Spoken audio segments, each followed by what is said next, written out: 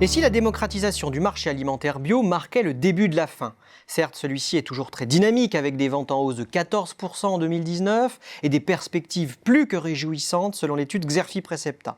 Pourtant, avec la guerre des prix ou l'industrialisation de la production, le marché est sur le point de tomber dans les travers du conventionnel sous couvert de le rendre accessible à tous. La France est en effet loin d'être autosuffisante en matière de production biologique. Face à l'explosion de la demande, l'importation est donc souvent la solution retenue, avec l'impact sur l'environnement généré par le transport des produits. Autorisée par Bruxelles, l'utilisation de serres chauffées pour la production de fruits et légumes hors saison est également une voie empruntée.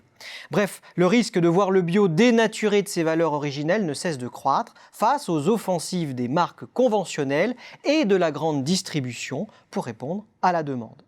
Dans ces conditions, une pause de la croissance pourrait être salutaire, le temps que la filière se structure davantage en amont. Quels sont alors les GMS et enseignes bio les mieux armées pour s'imposer? Déjà, la grande distribution alimentaire représente plus de la moitié du marché alimentaire bio. Et elle devrait encore gagner du terrain. Le potentiel d'extension de l'offre est en effet important en supermarchés, magasins de proximité et sur Internet.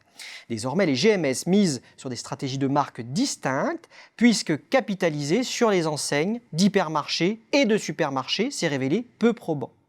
C'est ainsi que le groupe Casino, pionnier en la matière, a mis la main sur Naturalia en 2008 et qu'Intermarché s'est récemment distingué en s'alliant au comptoir de la bio.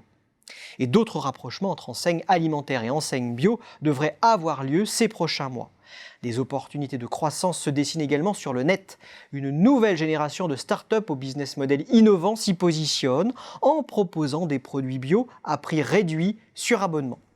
Si rien ne semble en mesure d'arrêter les groupes de la grande distribution alimentaire, tous redoutent l'offensive d'Amazon, en particulier via le lancement de son supermarché Amazon Fresh.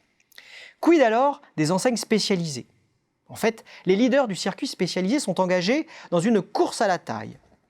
Autre réalité de plus en plus tangible, la disparition accélérée des magasins indépendants totalement autonomes, les rapprochements entre réseaux suiveurs, les cessions d'activités, le risque de saturation du parc de magasins et la dégradation des rendements commerciaux. Bref, les enseignes spécialisées se concentrent et adoptent les codes de la grande distribution, là où l'on pouvait s'attendre à des stratégies de différenciation. En d'autres termes, le marché du bio devient de plus en plus homogène, une standardisation qui fait craindre à certains que le bio soit en train de perdre son âme.